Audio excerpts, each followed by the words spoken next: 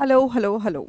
Inspira पे आपका बहुत बहुत स्वागत है। जैसा कि हमने कहा था कि हम जनरल साइंस की 30 डेज सीरीज लेके आएंगे और जनरल साइंस को हम 3 सेक्शन के अंदर पढ़ेंगे, बायोलॉजी, फिजिक्स और केमिस्ट्री के अंदर। तो हमारा पहला लेक्चर आज बायोलॉजी का लेक्चर होगा, जिसमें हम फंडामेंटल्स देखेंगे, जिससे वन एक लाइनर या छोटे मोटे क्वेश्चंस एग्जामिनेशंस में देखने को मिल जाते हैं। ऐसा नहीं है कि ये बिल्कुल भी इम्पॉर्टेंट नहीं है, इससे एक दो क्वेश्चन बन जाते हैं, ये भी आप पढ़ के जानेंगे।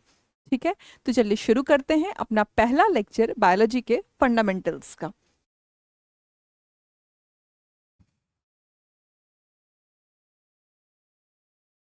अब देखिए, बायोलॉजी, मैंने सोचा था मैं ये बिल्कुल नहीं बताऊंगी कि बायोलॉजी दो वर्ड से बनता है, बायोस और लोगस से। बायो इज लाइफ, बायोस का मतलब होता है लाइफ, और लोगोस का मतलब होता है टू स्टडी, या स्टडी भी लिख देते हैं। चलिए, दो मेजर ब्रांचेस जिसके अंदर हमारा पढ़ना हो जाएगा वो होगा जियोलॉजी और बॉटनी। इसके अलावा भी बायोलॉजी के बहुत सारे ब्रांचेस हैं जिसको हम डिटेल में नहीं पढ़ेंगे, लेकिन आपके नॉलेज को चेक करने के लिए एग्जामिनेशन में बायोलॉजी के डिफरेंट ब्रांचेस से क्वेश्चंस बन जाते हैं। जैसे वो हमसे पूछ लेते हैं कि एपीकल्चर बायोलॉजी का एक ब्रांच है जिसके अंदर हम क्या पढ़ते हैं। ठीक है, अब बायोलॉजी की खूबसूरती क्या है कि इसके अंदर जितने टर्म्स हैं, ज्यादातर टर्म्स डिसइंटीग्रेट हो जाते हैं दो टर्म्स में। ठीक है, एपीकल्चर को तोड़ते हैं। ये एपीकल्चर दो टर्म्स से बना है, एपी और कल्चर। देखिए, अब ये एपी जो है ये आता है एपिस से। ठीक है, इस एपिस का मतलब होता है हनी बीज। हनी बीज या बीज, अब कोई भी मान लीजिए, कोई भी बी, ये एपिस के अंदर आएगा। और culture is a term for rearing, पालन पोषण रख रखाव के लिए कल्चर आता है। ठीक, तो मधुमक्खी पालन को कहते हैं एपीकल्चर। ये बायोलॉजी का एक ब्रांच है। हमसे क्वेश्चन पूछेगा कि apiculture is a branch of biology under which we study about. Okay, ऐसे कुछ ब्रांचेस के नाम हम और देख लेते हैं। जैसे सेरीकल्चर, ये एक, दो, सेरीकल्चर। अब सेरी सिल्क वॉर्म के लिए आ रहा है।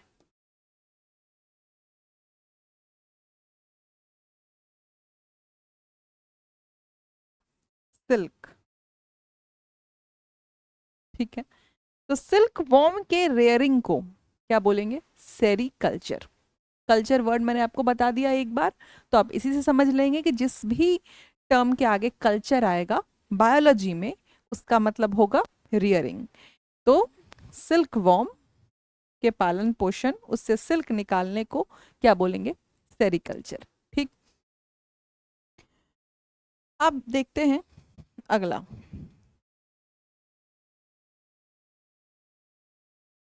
तीसरा हम देखते हैं PC culture. PC culture, PC, है ना, ये जो शब्द है ये आता है फिशेस के लिए। किसके लिए आता है? फिशेस के लिए। तो मत्स्य पालन को हम क्या बोलेंगे? PC culture. ये भी एक बायोलॉजी का ब्रांच हो गया। कुछ नाम इधर लिख लेते हैं,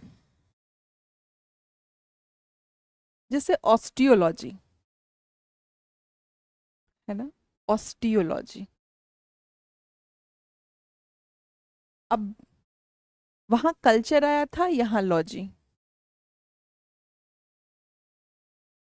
ऑस्टियो आएगा बोन्स के लिए, लॉजी आएगा स्टडी के लिए।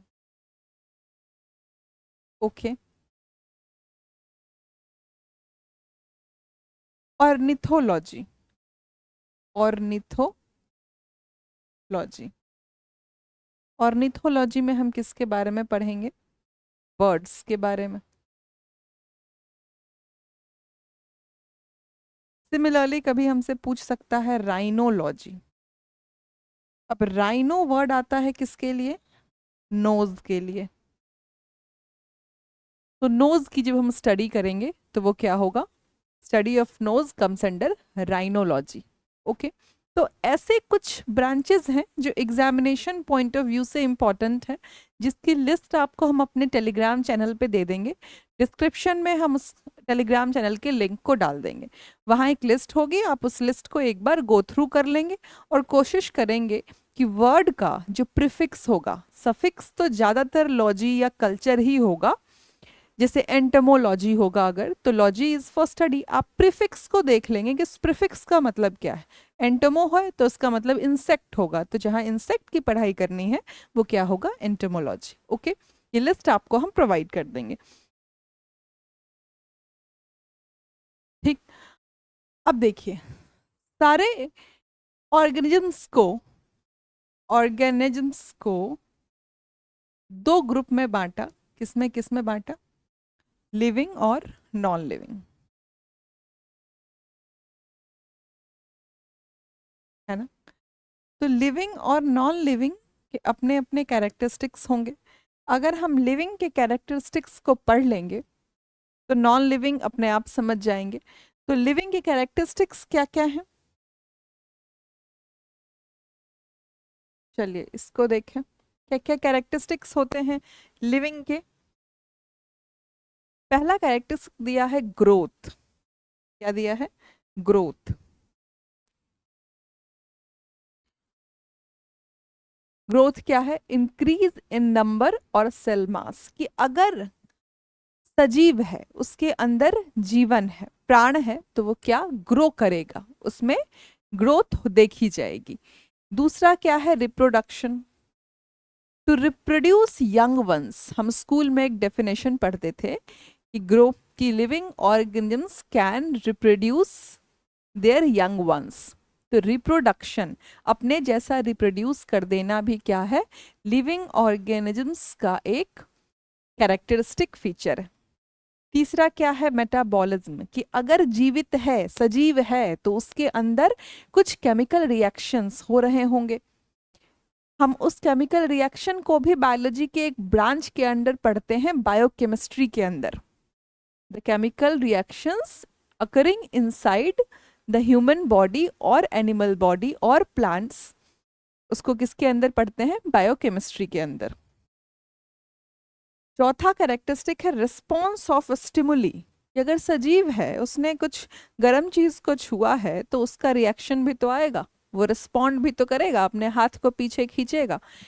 और स्टिमुली क्या क्या हो सकता है? लाइट, है ना, फोटो पीरियडिज्म हम पढ़ते हैं, ग्रेविटी, सॉइल, सनलाइट, ये सब स्टिमुलस का काम करेंगे। किसके लिए? जिसके अंदर लाइफ होगी, जो लिविंग होंगे, जो सजीव होंगे। ठीक है, तो लिविंग और नॉन लिविंग का ये डिफरेंस है। तो जो जो कैरेक्टरिस्टिक्स लिविंग के हैं वो नॉन लिविंग के तो होंगे नहीं, इसलिए हमने इसको शॉर्ट रखा कि कैरेक्टरिस्टिक्स ऑफ लिविंग ऑर्गेनिजम्स आपको पता होना चाहिए।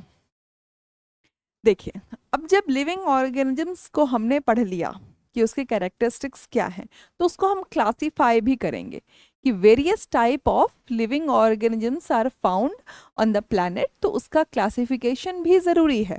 तो different scientist different time period में आए और उनने अपना प्रपोजल दिया, अपने हिसाब से क्लासिफाई किया ऑन डिफरेंट बेसिस।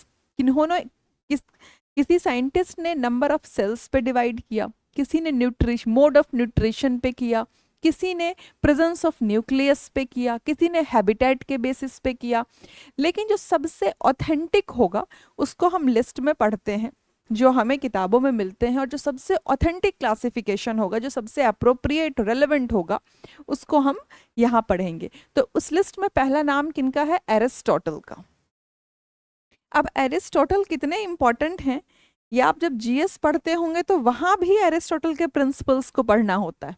बायोलॉजी में भी एरिस्टोटल को फादर ऑफ बायोलॉजी कहते हैं। बहुत कंट्रीब्यूशन है इनका बायोलॉजी में भी। इन्होंने क्या दिया, टू किंगडम क्लासिफिकेशन। इन्होंने कहा सारे जीव को दो किंगडम में बांट दो, किसमें, प्लांट्स में और एनिमेलिया में। सीधा सरल बिल्कुल। टू किंगडम्स क्या क्या, प्लांट और एनिमल्स।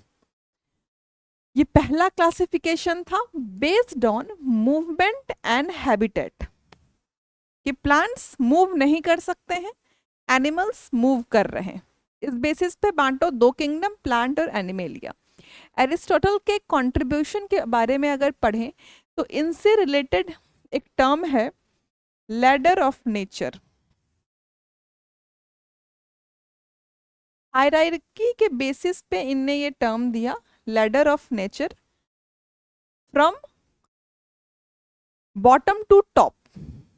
लैडर ऑफ नेचर जैसे रॉक्स, मिनरल्स, रॉक्स, फिर छोटे ऑर्गेनिम्स, फिर प्लांट्स, टॉप पे रखा इनने एनिमल्स को, that is ladder of nature. तो अगर कभी एग्जाम में पूछ लिया कि लैडर ऑफ नेचर किससे कनेक्टेड है, तो ये एरिस्टोटल का ही एक प्रिंसिपल था, लैडर ऑफ नेचर। इस लिस्ट में अगला नाम है कार्लोस लिनियस का। किंगडम क्लासिफिकेशन में अगला नाम आता है कार्लोस लिनियस का। अब कार्लोस लिनियस की जो ये सिस्टमा नेचुरा लिखा है, सिस्टम नेचुरा, ये इनकी बुक थी। इसको मैंने यहाँ मेंशन इसलिए किया है क्योंकि ये एग्जाम में क्वेश्चन बन जाता है कि सिस्टमा नेचुरा किसने लिखा है ना। आपको ऑप्शंस दे देंगे, लिनियस, लियोनहॉक, अर्नस्ट हैकेल, एरिस्टोटल। तो आपको पता होना चाहिए कि सिस्टमा नेचर किसकी बुक है, लिनियस की। इनको फादर ऑफ टेक्सोनॉमी भी कहते हैं। अब फादर ऑफ टेक्सोनॉमी क्यों कहते हैं, इसको हम अभी ही समझ लेंगे। इन्होंने भी टू किंगडम क्लासिफिकेशन दिया जैसे एरिस्टोटल ने दिया, प्लांट्स और एनिमल्स का। इनके बारे में दो पॉइंट्स और है जो हमें जानना चाहिए लिनियस के बारे में। क्या, एक तो बाइनोमियल सिस्टम ऑफ नोमेनक्लेचर, ठीक, और दूसरा हायरार्कियल क्लासिफिकेशन। कितने बड़े बड़े शब्द हैं, जितने बड़े और भारी हैं ये सुनने में, उतने ही आसान हैं ये समझने में। तो समझते हैं। पहला मैंने क्या बोला, बाइनोमियल नोमेनक्लेचर, बाइनोमियल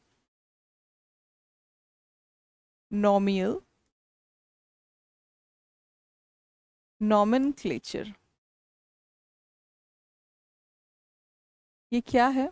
इन्होंने कहा किसी भी जीव का नाम हम दो टर्म्स में रखेंगे, एक होगा जीनस, एक होगा स्पीसीज। कुछ एग्जाम्पल्स देखते हैं, जैसे होमोसेपियंस,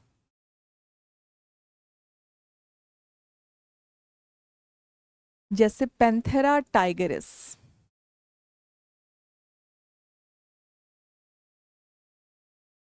पैंथेरा टाइगरिस, जैसे साल्मोनेला टाइफी, ये एक बैक्टीरिया है। इसका नाम जानना जरूरी इसलिए है क्योंकि ये टाइफॉइड से होता है, ठीक है। इन तीन में ही समझते हैं, कैसे समझेंगे, कि उनने कहा ये जो होमो है, एक मिनट, जब लिखा ही है तो इसको नोमेनक्लेचर के हिसाब से ही लिखते हैं।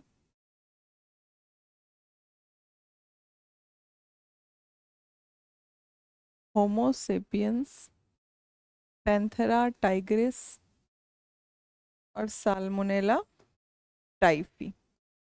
ओके, अब देखिए, होमो, पैंथेरा और साल्मोनेला, इन्होंने कहा ये जो पहला टर्म है, इन दो टर्म्स में जो पहला टर्म है ये क्या है, जीनस, और ये क्या है, सेपियंस, टाइग्रिस, टाइफी, ये क्या है, स्पीसीज। तो ये जो नॉमेनक्लेचर है, नेमिंग ऑफ ऑर्गेनिज्म, ऑर्गेनिज्म का जो जीवों का जो नाम रखा इन्होंने दो टर्म्स मिला के, जीनस और स्पीसीज को मिला के इसी को बोला बायनॉमियल नोमेनक्लेचर, है ना, कि हम एक जीनस का नाम रखेंगे, स्पीसीज का नाम रखेंगे सिंप्लीफाई करने के लिए। ये किसने दिया था? ये लीनियस ने दिया था। लीनियस को लेके एक और टर्म हम क्या पढ़ते हैं? लीनियस को लेके एक और टर्म हम पढ़ते हैं हायरार्कियल क्लासिफिकेशन। अब देखते हैं हायरार्कियल क्लासिफिकेशन।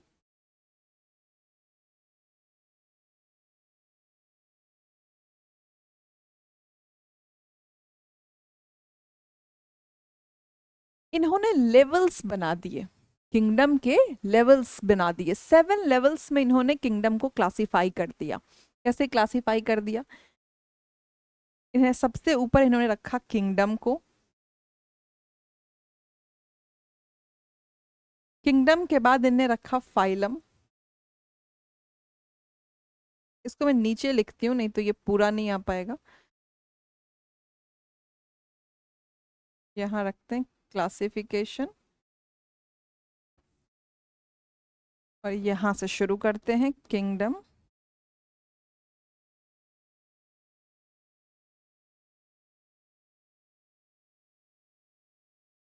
किंगडम पहला लेवल जो सबसे बड़ा लेवल था, प्रिमिटिव नहीं, हम टॉप से बॉटम पे चल रहे हैं, बॉटम से टॉप पे नहीं। तो टॉप पे क्या रखा इन्होंने? किंगडम। किंगडम को बांटा इन्होंने फाइलम में।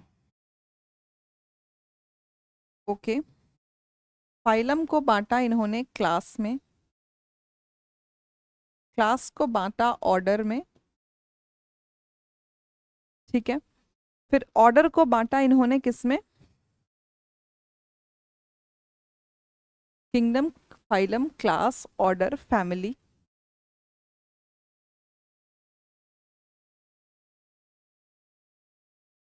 जीनस, और जीनस को बांटा स्पेसीज में। अब हम ये देखिए, जब हमने बायनॉमियल नोमेनक्लेचर देखा तो वहाँ जीनस और स्पीसीज पहले ही देख लिया था। तो जो नाम बनता है बायनॉमियल, जो भी एक ऑर्गेनिज्म का की नेमिंग हम जब करते हैं तो जीनस और स्पीसीज को यूज करते हैं।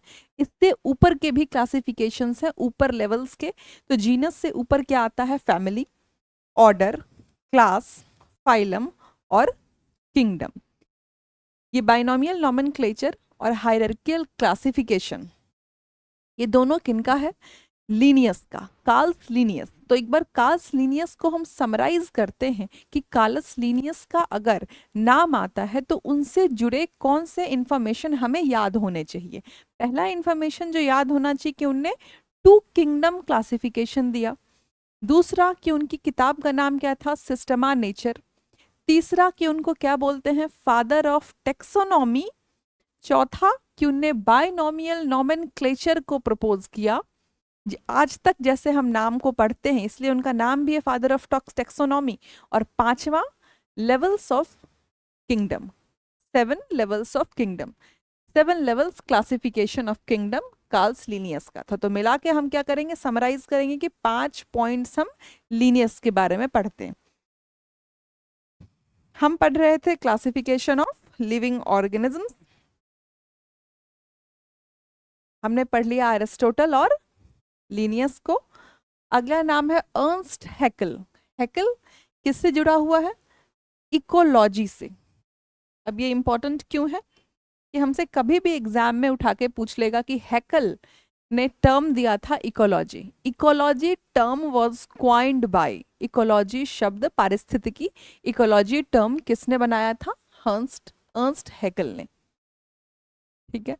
इन्होंने दिया 3 किंगडम्स, एरिस्टोटल, लीनियस दोनों 2 किंगडम्स। अर्नस्ट हैकल ने दिया 3 किंगडम। इनने कहा प्लांट्स और एनिमल्स तो है ही, लेकिन कुछ ऐसे जीव हैं जिनको हम अपनी आंखों से नहीं देख सकते हैं। वो क्या होंगे? उन माइक्रो ऑर्गेनिजम्स को उनने किस ब्रैकेट में रखा? प्रोटिस्टा। तो प्रोटिस्टा का इंट्रोडक्शन किसने किया? हैकल ने। कितना इंपॉर्टेंट है ये देखिए कि हैकल से जुड़े हमें 2 इंफॉर्मेशन मिले। एक तो इकोलॉजी के लिए हम हैकल को पढ़ते हैं, और दूसरा कि प्रोटिस्टा का इंट्रोडक्शन किसने किया? हैकल ने। ओके,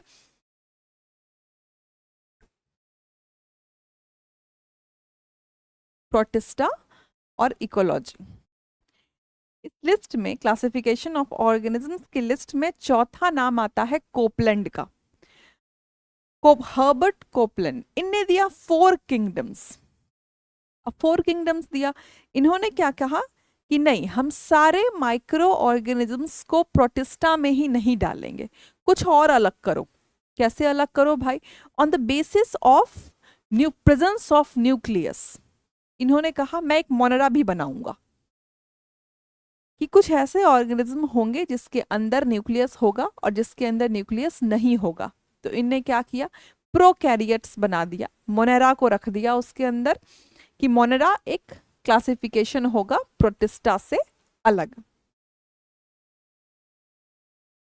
ठीक है, ये अभी यूनिसेल्यूलर ही चल रहा है। मोनेरा और प्रोटिस्टा दोनों यूनिसेल्यूलर होते हैं, कुछ कुछ मल्टी सेल्यूलर होते हैं कभी कभी, लेकिन generally these are unicellular organisms, एक कोशिकीय, सिंगल सेल्ड ऑर्गेनिजम्स। ओके, पांचवा इस लिस्ट में आते हैं रॉबर्ट विटेकर।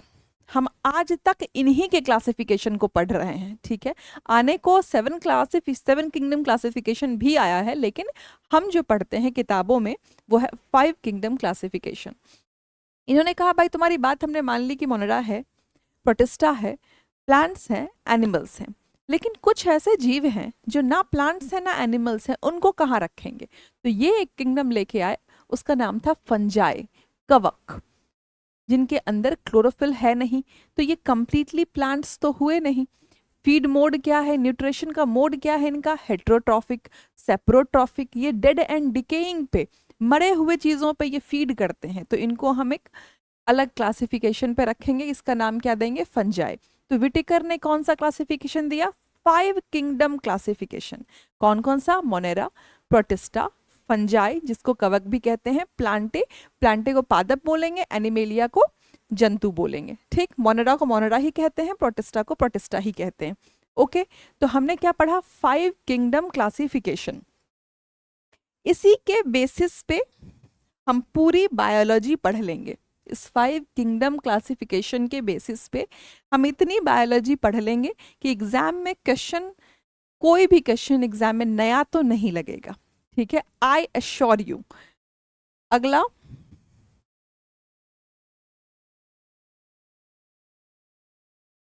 चलिए तो एक बार देख लेते हैं, कंपैरिजन कर लेते हैं 5 किंगडम्स का कि क्या क्या डिफरेंस है। बेसिक डिफरेंस जान लेते हैं, डिटेल में तो इसको हम पढ़ेंगे ही, लेकिन अभी बेसिक डिफरेंस जान लेते हैं कि क्या बेसिक डिफरेंस है इन पांचों किंगडम्स में। तो क्राइटेरिया रखा गया है इन पांचों किंगडम के कंपैरिजन को पढ़ने के लिए। पहले क्राइटेरिया देखते हैं, क्या क्या क्राइटेरिया है। सेल टाइप, है ना, ये यूनिसेल्यूलर है कि मल्टी सेल्यूलर है?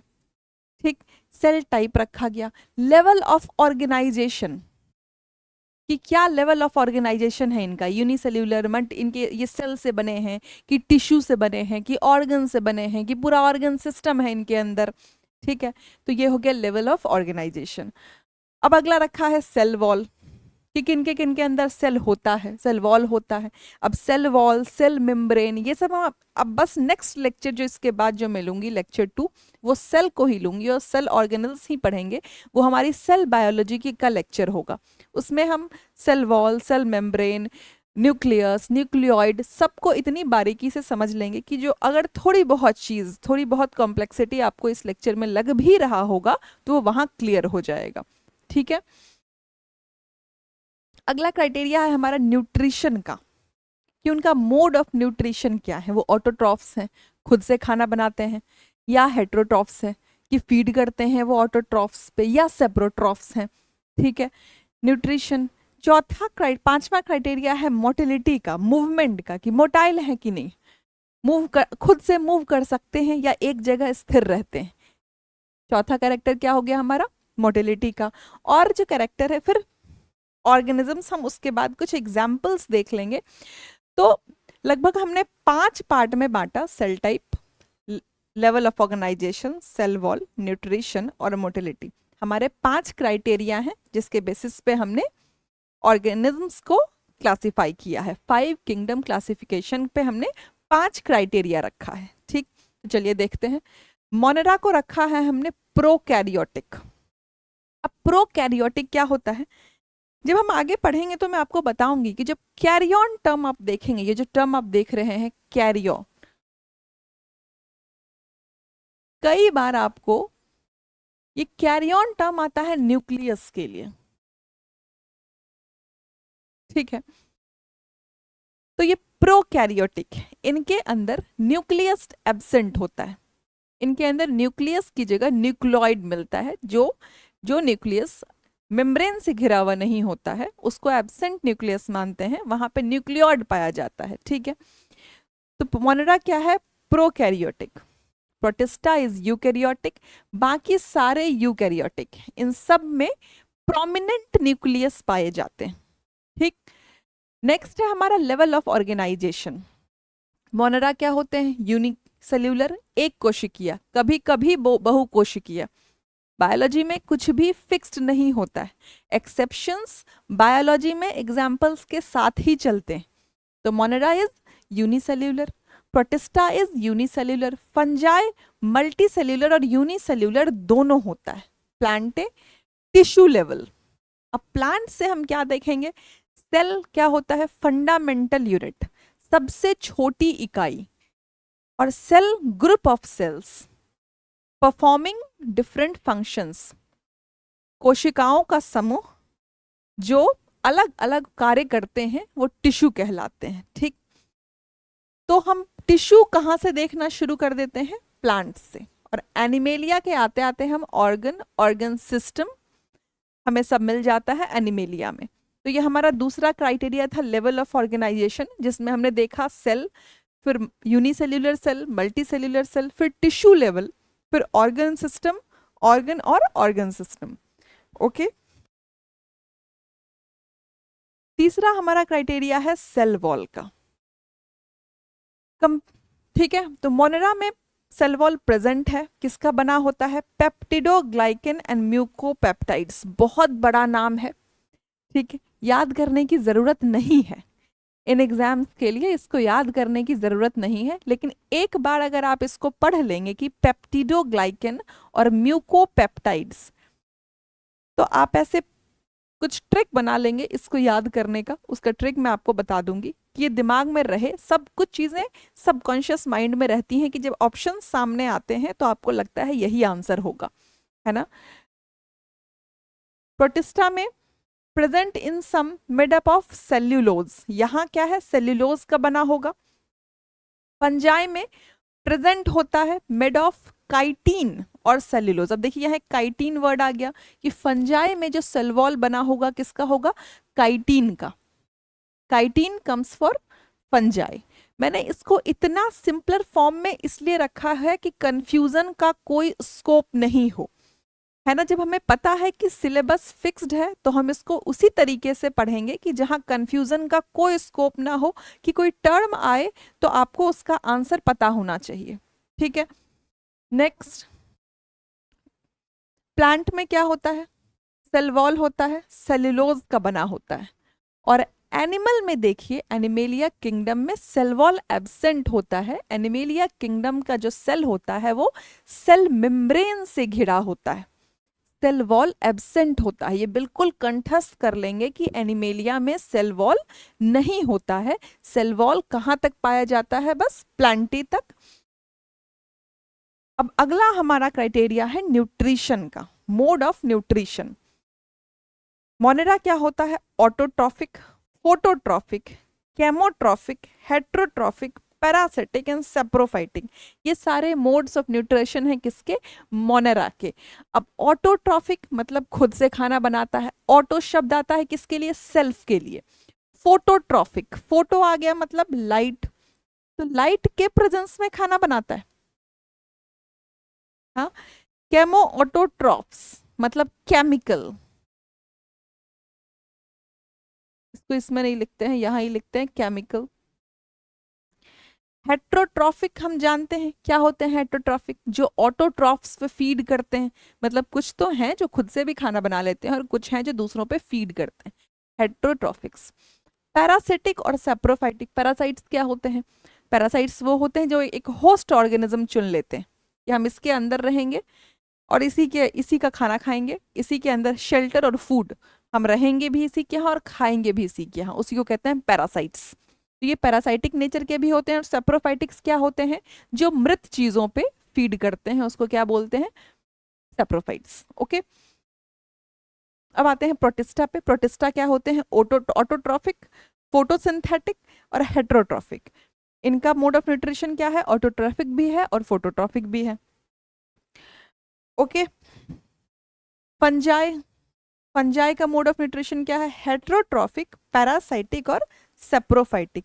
ये ध्यान रखेंगे कि यहाँ ऑटोट्रॉफिक नहीं है। क्यों? क्योंकि फंजाई नॉन ग्रीन होता है, इसके अंदर क्लोरोफिल नहीं होता है। और क्योंकि क्लोरोफिल नहीं होता है तो ये अपना खाना खुद नहीं बना सकता है। तो इसका नेचर क्या होगा? हेट्रोट्रॉफिक हो सकता है, सेप्रोट्रॉफिक हो सकता है, पैरासाइटिक हो सकता है। ठीक है, अब आते हैं प्लांट्स पे। प्लांट्स का नेचर क्या होता है? ऑटोट्रॉफिक। और एनिमल्स क्या होते हैं? Heterotrophic. If they feed on autotroph so they are heterotrophic. हमारा चौथा, फोर्थ क्राइटेरिया क्या है? मोटिलिटी, मतलब मूवमेंट। तो अब देखिए क्या है कि मोनेरा मोटाइल और नॉन मोटाइल दोनों होते हैं। प्रोटिस्टा मोटाइल और नॉन मोटाइल, मतलब ये इनमें मूवमेंट होती भी है और नहीं भी होती है, दे आर स्टेबल ऑल्सो। बस एक फंजाई किंगडम है जो नॉन मोटाइल है, और प्लांट्स मोस्टली नॉन मोटाइल। ठीक है, इन दो किंगडम को याद रखेंगे कि फंजाई और जो प्लांट्स हैं ये क्या है? Non motile. अब एनिमेलिया इज मोटाइल। अब जानवर हैं तो ये मोटाइल ही होंगे ना, जंतु क्या होंगे? मोटाइल होंगे। तो हमने मूवमेंट के बेसिस पे देख लिया, न्यूट्रिशन के बेसिस पे देख लिया, सेल वॉल के बेसिस पे देख लिया, लेवल ऑफ ऑर्गेनाइजेशन कि सेल के बने हैं कि टिश्यू के बने हैं कि ऑर्गन्स हैं, ऑर्गन सिस्टम है कि पूरा का पूरा सिस्टम लगा हुआ है इनमें, हमने लेवल ऑफ ऑर्गेनाइजेशन के बेसिस पे देख लिया। और देख लिया सेल टाइप के बेसिस पे कि सेल का क्या टाइप है, on the basis of presence of nucleus. Okay, केंद्रक के प्रेजेंस में हमने देख लिया कि किस में केंद्रक होगा तो वो प्रोकैरियोटिक कहलाएगा और किस में नहीं होगा। अगर केंद्रक होगा तो यूकैरियोटिक होगा, अगर कोशिका के अंदर केंद्रक नहीं होगा तो वो क्या कहलाएगा? प्रोकैरियोटिक। तो ये हमारा कंपैरिजन ऑफ 5 किंगडम्स था। तो इस क्लास को हम समराइज करते हैं तो हमने क्या पढ़ा कि हमने बायोलॉजी को देखा, हमने बायोलॉजी के कुछ ब्रांचेस देखे जिसका पीडीएफ मैं आपको टेलीग्राम चैनल पे डाल दूंगी। उसके बाद हमने क्या पढ़ा? 5 किंगडम क्लासिफिकेशन। 5 किंगडम क्लासिफिकेशन में हमने साइंटिस्ट्स को पढ़ा। ठीक है जी, किन किन साइंटिस्ट को पढ़ा एक बार हम समराइज करते हैं। हमने पढ़ा एरिस्टोटल को, एरिस्टोटल से रिलेटेड जो इंपॉर्टेंट इंफॉर्मेशन है उनको हमने पढ़ लिया। एरिस्टोटल के बाद हमने पढ़ा कार्ल्स लीनियस को, लीनियस के बाद हमने पढ़ा अर्नस्ट हैकल को, और अर्नस्ट हैकल के बाद हमने पढ़ा कोपलैंड को, और उसके बाद पढ़ा हमने विटेकर को। अब देखिए इन पांचों साइंटिस्ट का नाम आपको याद होना चाहिए, एटलीस्ट आपके सबकॉन्शियस मेमोरी में जरूर होना चाहिए, क्योंकि इनसे रिलेटेड कोई ना कोई क्वेश्चन आ जाता है एग्जामिनेशन में। तो ऐसा करके हमने क्या किया कि 5 किंगडम क्लासिफिकेशन को तो पढ़ा ही, साथ में इंपॉर्टेंट साइंटिस्ट्स जो बायोलॉजी में मेंशन्ड हैं जिन पे क्वेश्चंस बन जाते हैं हमने उनको भी पढ़ लिया। उसके बाद हमने लीनियस के विटेकर के 5 किंगडम क्लासिफिकेशन को भी पढ़ा, हमने लीनियस के बाइनोमियल नोमेनक्लेचर को समझा, हमने हायरार्कियल क्लासिफिकेशन को समझा। और जब हमने विटेकर का 5 किंगडम क्लासिफिकेशन को पढ़ा तो उसमें मोनेरा, प्रोटिस्टा, फंजाई, प्लांटी और एनिमेलिया, इनको जिस क्राइटेरिया पे बांटा गया है, किस क्राइटेरिया पे? सेल वॉल, न्यूट्रिश mode of nutrition, level of organisation, motility और न्यूट्रिशन, सेल टाइप के, इन 5 क्राइटेरिया पे हमने इसे डिवाइड किया है, हमने इसको भी पढ़ा। तो मुझे लगता है ये फंडामेंटल था बायोलॉजी का, जिससे 1 लाइनर क्वेश्चन या बहुत आसान क्वेश्चन बन जाते हैं कि जिसको अगर इसको हम स्किप कर दें तो वो क्वेश्चन हम नहीं बना पाएंगे। इसलिए ये लेक्चर बहुत इंपॉर्टेंट था। नेक्स्ट लेक्चर में हम सेल बायोलॉजी को कवर करेंगे, तो तब तक आप इसको रिवाइज कीजिए, साइंटिस्ट के नाम 1-2 बार लिख लीजिए, उनसे जुड़ी इंफॉर्मेशन को उसके साथ में लिखिए और याद करिए। है ना। अगर आप 1 से 2 बार भी पढ़ लेंगे, आपने सेशन को ठीक से सुना और समझा है, और 1 से 2 बार रिवाइज कर लेंगे, तो ये आपके दिमाग में बैठ जाएगा। ठीक है, तो कीप फिट, कीप स्टडिंग। मिलते हैं नेक्स्ट सेशन में सेल बायोलॉजी के साथ। Thank you.